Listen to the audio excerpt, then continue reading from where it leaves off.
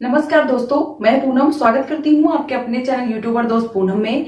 दोस्तों, जो वट सावित्री की जो कथा है, सत्यवान और सावित्री की जो कथा है, वो मैं आज इस वीडियो के माध्यम से आपको सुनाने वाली हूँ। सावित्री ने कैसे सत्यवान के जो प्राण हैं उनको यमराज से कैसे छीन लिया था।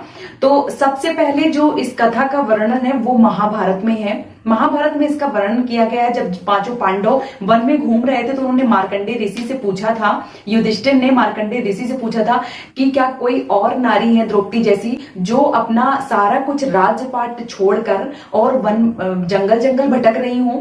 तब मार्कंडेय ऋषि ने सावित्री जी के बारे में बात करी थी। तो क्या थी वो कथा, आइए सुनते हैं। भद्र देश के एक राजा थे, उनका नाम था अश्वपति। अश्वपति थे, उनके एक भी संतान नहीं थी। उन्होंने बहुत बड़ा यज्ञ करवाया था, तब जो सावित्री थी उनका जन्म हुआ था। सावित्री धीरे धीरे बड़ी हो गई तो वो बहुत ज्यादा सुंदर थी, बहुत ज्यादा गुणवान थी।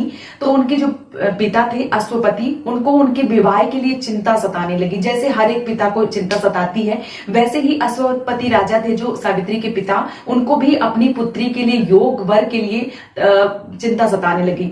बहुत ज्यादा उन्होंने ढूंढा, फिर भी सावित्री के लिए उतना गुणवान उनको कोई भी लड़का नहीं मिल रहा था, कोई भी वर नहीं मिल रहा था।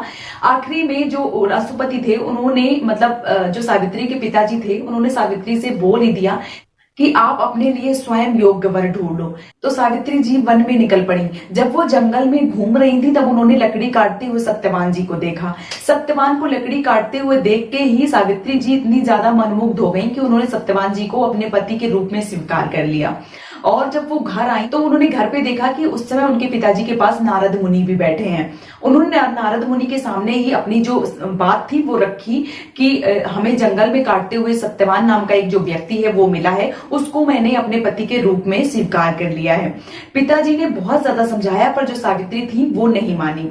नारद मुनि ने वहीं पर बोल दिया कि जो सत्यवान थे, जो लकड़ी काट रहे थे, उनको राजपाट से वंचित कर दिया गया है और उनकी अल्प आयु में, मतलब 1 साल बाद ही उनकी मृत्यु होने वाली है। काफी समझाने के बाद भी सावित्री जी अपनी टस से मस्त ना हुई। सावित्री जी ने सोच लिया कि नहीं, मुझे शादी करनी है तो केवल उन्हीं से करनी है। तो उनके पिताजी को हार कर सावित्री जी की शादी सत्यवान जी के साथ करनी पड़ी। सावित्री जी का विवाह संपन्न हुआ और वो अपने अंधे सास ससुर को और अपने पति के साथ चली गई। धीरे धीरे वो जो साल था वो भी नजदीक आ गया। एक दिन सावित्री को जो नारद मुनि की जो बात थी वो थोड़ी सी उनको परेशान कर रही थी और जो सत्यवान थे उनकी भी थोड़ी सी हालत खराब हो रही थी। तो सावित्री जी ने बोल दिया सत्यवान से कि मैं भी आपके साथ आज जंगल लकड़ी काटने साथ में चलूंगी। तो सत्यवान ने बहुत समझाया पर सावित्री जी नहीं मानी और वो सत्यवान जी के साथ में जंगल लकड़ी काटने साथ में चली गई। कुछ देर जब सत्यवान जी लकड़ी काटते हैं, कुछ देर बाद उनको थोड़ा सा मतलब उनकी जो हालत थी कुछ थोड़ी सी खराब होने लगती है। तो वो पेड़ से नीचे उतर के आते हैं और सावित्री जी से बोलते हैं कि आज मेरी तबीयत ठीक नहीं लग रही है।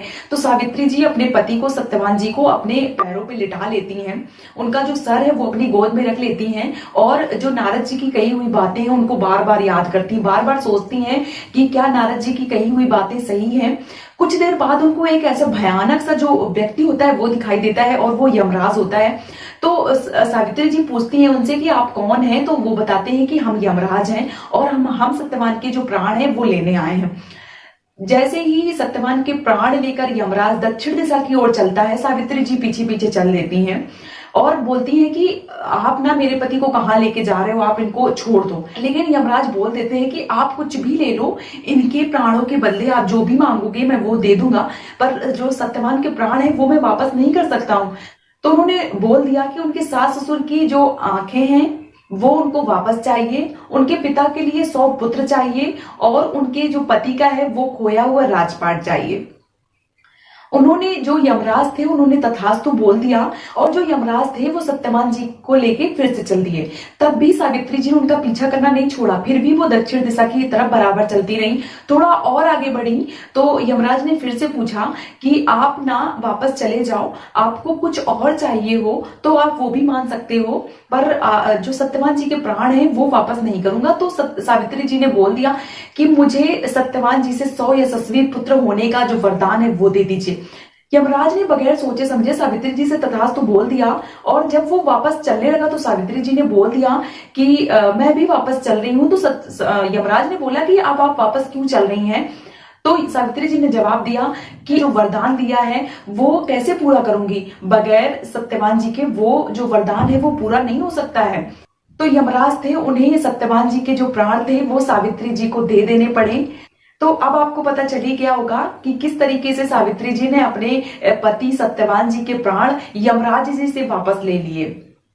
आशा करती हूँ कि आपको कथा बहुत अच्छे से समझ में आई होगी। कथा समझ में आई है तो प्लीज मेरे चैनल को सब्सक्राइब कर लीजिएगा और वीडियो को लाइक कर देना अगर वीडियो पसंद आया है तो। और मिलती हूँ एक और नए वीडियो के साथ में, तब तक के लिए नमस्ते।